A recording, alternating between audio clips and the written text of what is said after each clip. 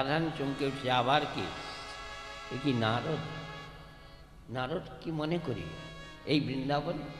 বলে আর কি, হ্যাঁ সে ব্রজের গোয়ালিনীরা সব ওই মথুরায় যাবে, ওদের মাথায় একটা হাঁড়ি নয় 5-7টা আছে, হাঁড়ির উপরে হাঁড়ি, হাঁড়ির উপরে হাঁড়ি চাপিয়ে নিয়ে চলছে। এখন নারদ ঘেরেছে, বলে কি ব্যাপার নারদ এই অটাইমে?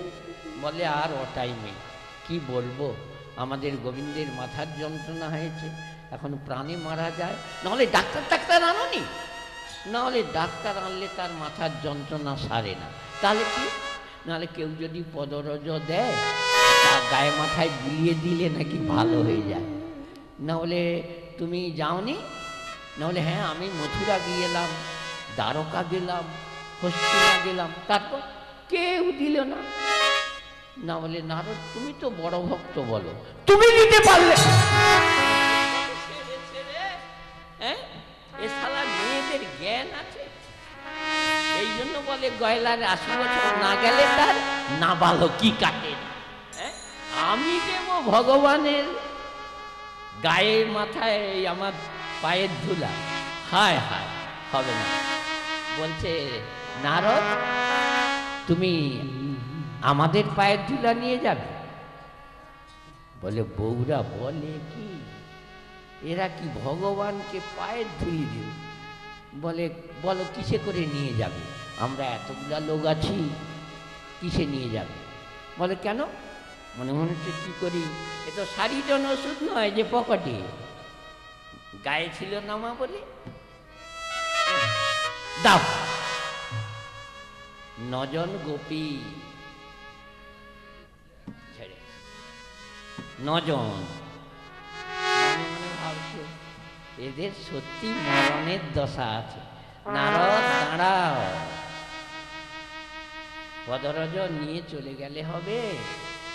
শোনো, আমাদের চরণের ধুলি পেয়ে যদি গোবিন্দ ভালো হয় তাতে আমাদের মৃত্যু হচ্ছে তো কি হবে, আমার গোবিন্দ ভালো থাকবে তো। আচ্ছা নারদ বলো তো, আমরা তো বাল্যকাল থেকে জীবন যৌবন দেহ মন প্রাণ সব গোবিন্দের চরণে দিয়েছি। আচ্ছা নারদ, দেহ যদি গোবিন্দের হয় তাহলে পাটা কি আমার?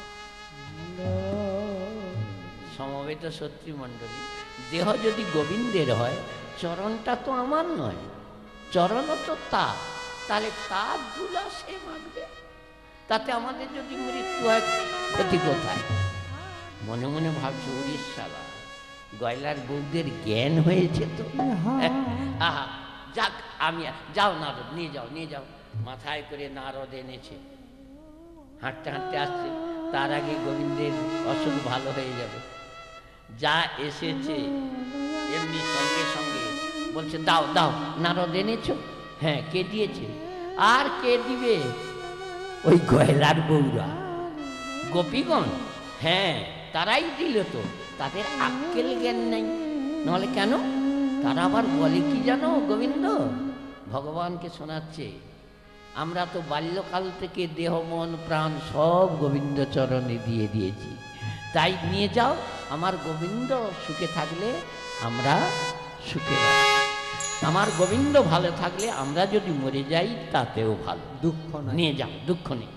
যেই দিয়েছে অঙ্গে এমনি ভালো হয়ে গেছে। সঙ্গে সঙ্গে বলে ঠাকুর আরে একটুখানি তো মাত্র তোমার গায়ে দিলাম, ভালো হয়ে গেল না? বলে হ্যাঁ। বলে প্রভু তাহলে একে কি করব এগুলো? বলে এক কাজ করো, ওই নদীর জলে ভাসিয়ে দাও, যমুনায় ভাসিয়ে দাও। যমুনায় যেই ভাসিয়ে দিয়েছে সেখান থেকে হলো আহা শ্রীধাম নবদ্বীপের সৃষ্টি হয়ে যাবে। 9 জন গোপী যখন চরণে দিল, সেই পদধূলির দ্বারায় বৃন্দাবন লীলা সমাপন করে ভাগ্যবতী সুরধনী গঙ্গা শ্রীধাম নবদ্বীপে কৃষ্ণই গৌরাঙ্গ হয়ে নবদ্বীপে। তাহলে বাবা মিটিং করতে হলে আগে তো ডায়েসটা করতে হবে। হ্যাঁ শুধু মিটিংয়ে লোক আসেনি কেন? লোক ডাকতে জানেনি। আগে কত এরা সব দেশের যারা বক্তা তারা বলবে, মুখ্যমন্ত্রী তো শেষকালে আসবে। ঠিক দেখুন না, ভগবান গৌরহরি তার কত পরে এলেন। আগে নবদ্বীপের সৃষ্টি হলো, ভাগীরথীর পশ্চিম পারে 5টি, পূর্ব পারে 4টি, তার মধ্যে দিয়ে সেই যমুনা যে ফেলিয়েছিল, সেই যমুনা আজ পতিত পাবনী সুরধ্বনি গঙ্গা হয়ে প্রবাহিত। সমবেত সত্যিমণ্ডলী, আজকে আমরা এখানেই তাহলে কীর্তন সমাপনের পর সবাই মিলে দেহকে এই হরিবাসরে একটু দণ্ডবত গড়াগড়ি দিয়ে যেতে হয়। তাই যেদিন ধাম প্রাপ্তি হলো, সেদিন ওই জায়গায় কিরাতি বাইয়ের পাশেই সাধনার একটি সমাধি মন্দির আছে। অদ্যাপিও সেই লীলা করেন গৌররা, অদ্যাপিও সেই লীলা করেন গৌররা, অদ্যাপিও সেই লীলা করেন গৌররা, অদ্যাপিও সেই লীলা করেন গৌররা। কোন কোন ভাগ্যবান দেখিবারে পায়, কোন কোন ভাগ্যবান